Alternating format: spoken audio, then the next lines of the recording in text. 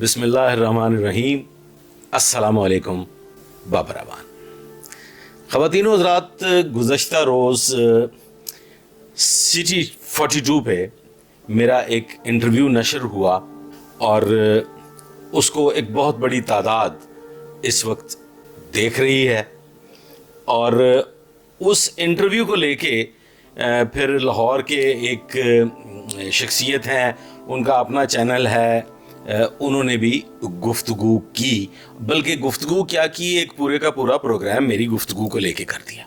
اچھا، اب مجھے اس سلسلہ میں بے شمار کالز موصول ہو رہی ہیں اور سوالات کیے جا رہے ہیں۔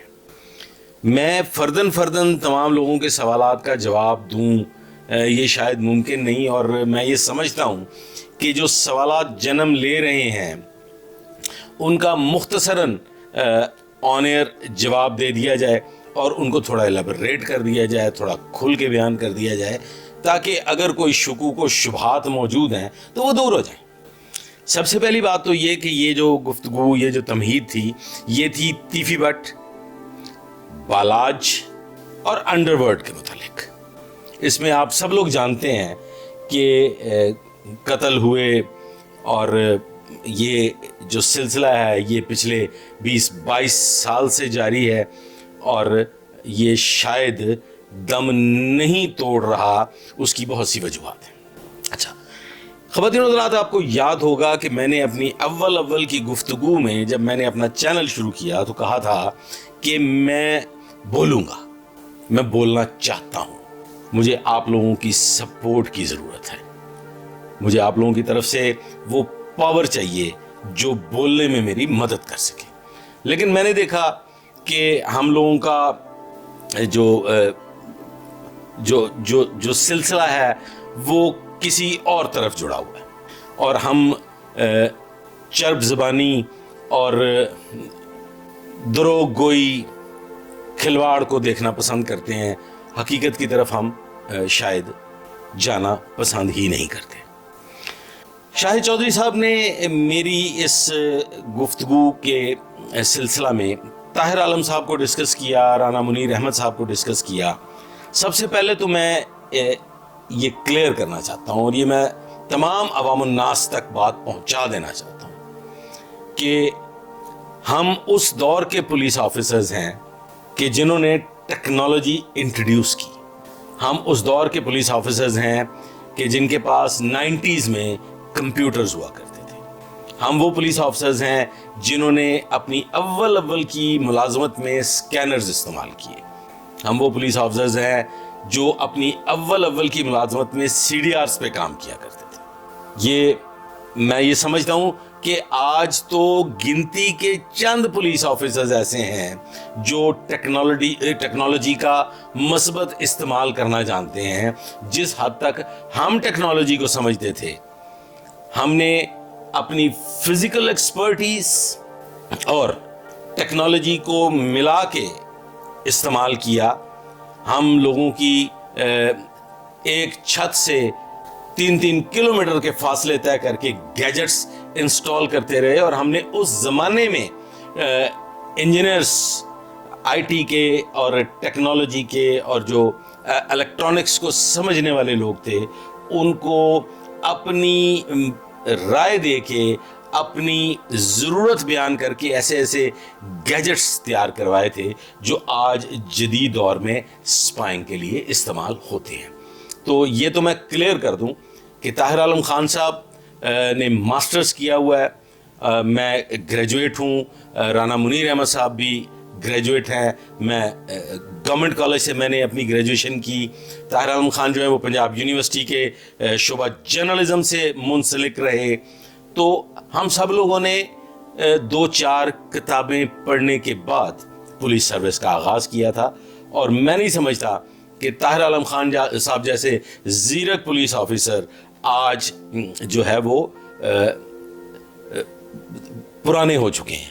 وہ آج بھی جدید ہیں اور آئندہ آنے والے وقت میں بھی جدید رہیں گے، چونکہ ہم اس دور کے پولیس آفیسرز ہیں جس دور میں ٹیکنالوجی جنم لے رہی تھی۔ تو ہم نے ٹیکنالوجی کے جنم سے لے کے اس کے अरूज तक का सारा सफर अल्हम्दुलिल्लाह अपनी टिप्स और अपनी अक्ल सलीम को इस्तेमाल करते हुए तय किया है। सवालात थे, देखें ख़वातीन हज़रात, एक सवाल था कि जी ये आपने क्या बात की। मैं अब आपको अर्ज कर दूं, देखें मैंने जो बात की है सब लोग जानते हैं, लेकिन बात नहीं कही जाती, बात नहीं सुनी जाती। बात करने के लिए गुर्दे की जरूरत है। लोग खुद को तकलीफ में मुब्तला नहीं करना चाहते, क्योंकि तकलीफ में मुब्तला करने के बाद जो नताइज भुगतना पड़ते हैं वो ज़रा संगीन हुआ करते हैं। अगला सवाल था बलाज मर्डर को और एहसन शाह के जो मर्डर है उसको लेके और जावेद भट्ट के मर्डर को लेके। तो जनाब वाला इसमें कोई शक नहीं है, मैंने अपने इंटरव्यू में जो बताया है कि बलाज का मर्डर जो है वो एक सोची समझी प्लानिंग से हुआ। एहसन शाह ने मिसलीड किया, मिसगाइड किया तीफी भट्ट ग्रुप को और उन्हें गलत इंफॉर्मेशन, मैं ये समझता हूँ कि ये दुश्मनी को एक नई जो रास्ता था वो दिखाया एहसन शाह ने। एहसन शाह ने बहुत गलत बयानी से काम लिया, झूठ बोला और उस झूठ के नतीजा में बलाज जो था उसका मर्डर हो गया। खैर अब आगे आ जाए। एहसन शाह, मैंने अपने इंटरव्यू में कहा कि जी एहसन शाह को जब उसका एनकाउंटर हो जाना चाहिए था तब नहीं हुआ, और जब उसका एनकाउंटर नहीं होना चाहिए था तब हो गया। इसके पीछे बहुत लंबी चौड़ी कहानी है। बिलाशुबा इसमें कोई शक नहीं है कि हमलावर आए और उन्होंने एहसन शाह को जो है वो कत्ल कर दिया। वो क्या चाहते थे, उन्होंने क्यों कत्ल कर दिया, वो ढकी छुपी बात नहीं है, ये सब जानते हैं। मैं ये समझता हूं कि गद्दार को उसके किए की सजा मिल गई। जो यार मार होता है उसकी सजा यही होती है कि उसे इस दुनिया में रहने का कोई हक नहीं होता, और ऐसे नासूर जो हैं उनको दुनिया से चले जाना चाहिए। जो भी हुआ बहुत बेहतर हुआ। अगली बात, जावेद भट्ट मर्डर। तो जनाब अगर ताजर बरादरी को मेरी किसी बात पे एतराज है तो मैं कबल अज़ वक्त उसके लिए माजरत खा हूं, लेकिन मैंने इसी दश्त की सयाही में वक्त गुजारा है, मैंने इसी शहर में वक्त गुजारा है, और अल्हम्दुलिल्लाह सुम्मा अल्हम्दुलिल्लाह खालिक कायनात की मदद शामिल हाल रही। खालिक कायनात ने भरपूर मदद की, अपना साया हर दम किए रखा, कामयाबियों से हमकिनार किया। मुझसे इस शहर की ना तो तारीख छुपी हुई है, ना ही इस शहर की जोग्राफियाई हदूद से मैं नावाकिफ हूँ, और ना ही यहाँ के कल्चर से नावाकिफ हूँ। जावेद भट्ट क्या करता था, जावेद भट्ट का क्या बिजनेस था, ये आप सब लोग बखूबी जानते हैं। अब इस पे कोई लब कुशाई ना करे, कोई खुल के बात ना करे तो ये ज्यादती होगी। मैंने अपने तौर पे हक और सच की बात की है, किसी को एतराज है तो मैं माफी चाहता हूँ। मेरी राय से, मेरी गुफ्तगू से एतराज जो है पे एतराज किया जा सकता है और वो सबका हक है। अगला सवाल था कि CIA जो है उस पे लोगों को बहुत एतराज़ात पैदा हो रहे हैं, और क्या CIA पे कड़ा वक्त। देखे मेरे साहब, तमाम हजरात ये बात कान खोल के सुन ले और गौर से सुन ले कि CIA हमेशा संगीन जराइम के खिलाफ काम करता है। ऑर्गेनाइज्ड क्राइम, अब इसे आप कह लें, ये हमेशा ही तनकीद का सामना करता रहा है। इस इदारा को हमेशा कठिन मामलात का सामना रहा है, और जब आप मुश्किल काम कर रहे होते हैं, जब आप संगीन जराइम के खिलाफ लड़ रहे होते हैं, तो फिर आपको तनकीद का निशाना बनाया जाता है। एक सवाल था और उस पर फिर सवाल मुझ पे आया कि जी ये CIA जो है वो CIA इकबाल टाउन बैकफुट पे क्यों। देखें जनाब मेरी बात सुने, CIA इकबाल टाउन ने जो काम किए हैं, क्या आपको उनका इल्म है? CIA इकबाल टाउन एक अरसा से शूटर्स के खिलाफ, गैंगस्टर्स के खिलाफ काम कर रही है, और उन्होंने बड़े बड़े काम किए, बड़े बड़े काम किए, और वो काम जो है वो सब लोग जानते हैं। जो लोग सोशल मीडिया को फॉलो करते हैं, जो क्राइम को फॉलो करते हैं, देखते हैं कि लाहौर में क्राइम की क्या सूरत हाल है, उनको इस बात का बखूबी अंदाज़ा है कि CIA इकबाल टाउन ने कितनी मेहनत से जराइम पेशा अनासर की बेखनी के लिए काम किया। लेकिन बड़ी मैं मतलब इसमें कोई बड़ी बात नहीं है कि इल्ज़ामात लगते रहते हैं, और सब इब्ने आदम हैं, कोई फरिश्ता नहीं है। اور نہ ہی کوئی فرشتہ ہونے کا دعوے دار ہوتا ہے. جہاں بڑے بڑے کام ہوتے ہیں وہ غلطیاں بھی ہو جاتی ہیں.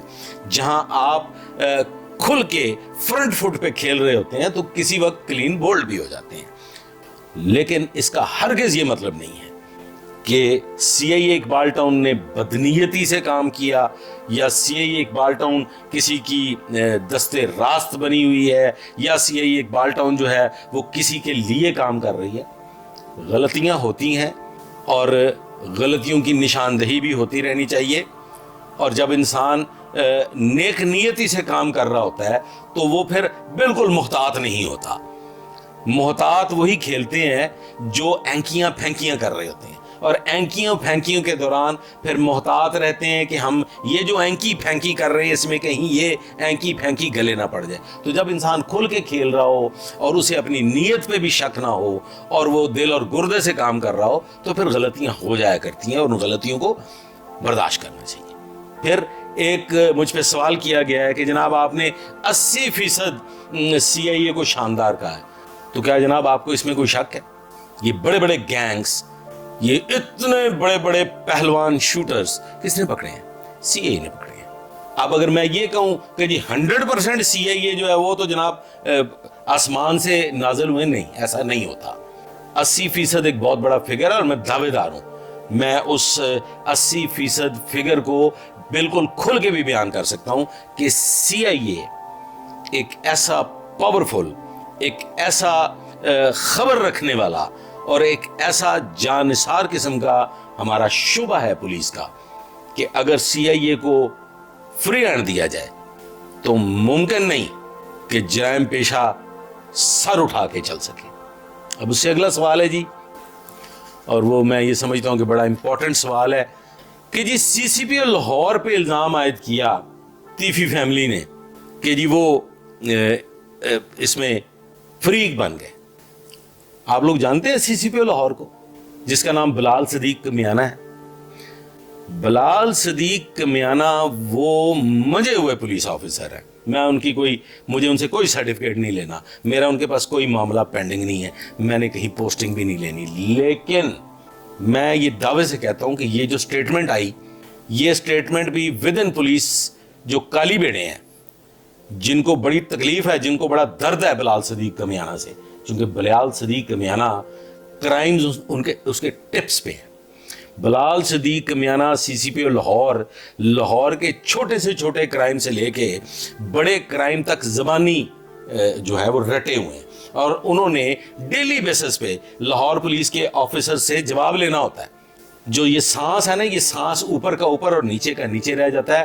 بڑے بڑے ترم خاں, بڑے بڑے پہلوان افسران صبح 8 بجے وہاں حاضر ہوتے ہیں اور 2 بجے تک وہاں پہ وہ موجود رہتے ہیں اور ان سے پورا حساب لیا جاتا ہے کہ سنا پتر, یہ واردات ہوئی, یہ کرائم ہوا, اس کا کیا کیا, یہ کورٹ تک کیوں نہیں پہنچا, یہ چلان کیوں نہیں بنا, یہ ملزم کیوں نہیں پکڑے گئے, اس میں ریکوری کیوں نہیں ہوئی.